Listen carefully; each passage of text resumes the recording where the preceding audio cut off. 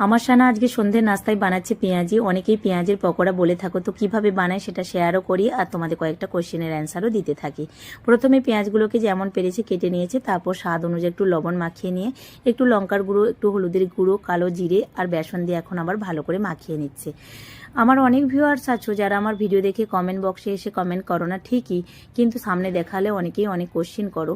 তবে কমেন্ট বক্সে এসে কমেন্ট করলে আমি বেশি খুশি হব, আমার ভালো লাগবে এবং আমি অ্যান্সার দেওয়ার চেষ্টা করব। তবে হ্যাঁ, সানাকেও তেমনি এই কিছুদিন আগে তোমরা অনেক কোশ্চেন করেছো ওর নেল এক্সটেনশন নিয়ে, যে কত টাকা কি পড়েছে, কাজ করতে কোনো অসুবিধা হয় কি না, কিংবা ও হাতে নিজে খেতে পারে কি না। তো আমি খারাপভাবে নিই না, তবে তোমাদের এই কোশ্চেনের অ্যান্সারগুলো আমি ভাবলাম দিই। সত্যি কথা বলতে ওর অনেক দিনের ইচ্ছে ছিল যে আমাকে বলতো যে মাম্মি আমি একবার নেল এক্সটেনশন করাতে চাই। তো আমি ওকে বলেছিলাম ঠিক আছে তাহলে তুমি দুর্গাপুজোর সময় করিয়ে নিও। আমাদের এখানে তো বিয়ে বাড়ি আরে অতটা সেরকম আমরা পাই না মুম্বাইয়ে।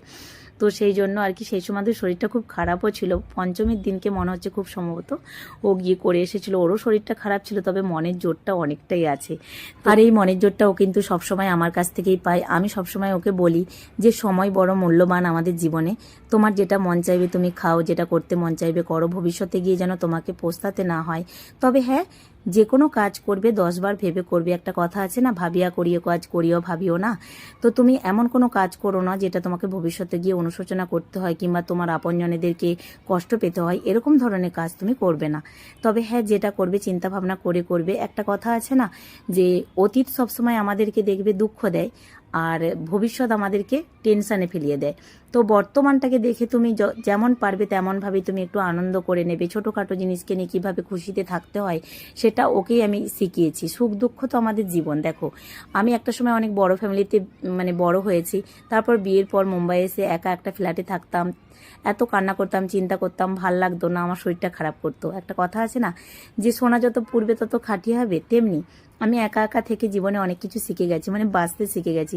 সেটা ওকে বলি যে জীবনে সব কিছু থাকবে, তার মধ্য দিয়ে তোমাকে বেঁচে নিতে হবে। তবে হ্যাঁ, তোমার চলার পথটা যদি ঠিক থাকে তাহলে কিন্তু সব কিছুই ঠিক। তবে আসল কথায় আছি, তোমাদেরকে অনেক কথা বলে ফেললাম আমি আজকে, যে ওর এটা করাতে 800 টাকার মতো খরচা পড়েছে।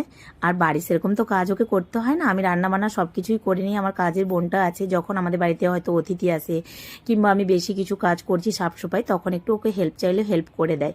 তো এটা এখন ও ইচ্ছে করেই করছে। আজকে বললো যে মাম্মা আমি একটু পেঁয়াজি বানাই, তো শখ করে বানাচ্ছিল। তবে ও ম্যানেজ করে নিজের কাজগুলো নিজে করে নেয়, তো ওর কিছু অসুবিধা হয় না। আর ওর পাপা, আমি ওকে সাপোর্ট করেছি, ও জিজ্ঞাসা করেছিল। তো যাই হোক, আজকে আসছি, টাটা।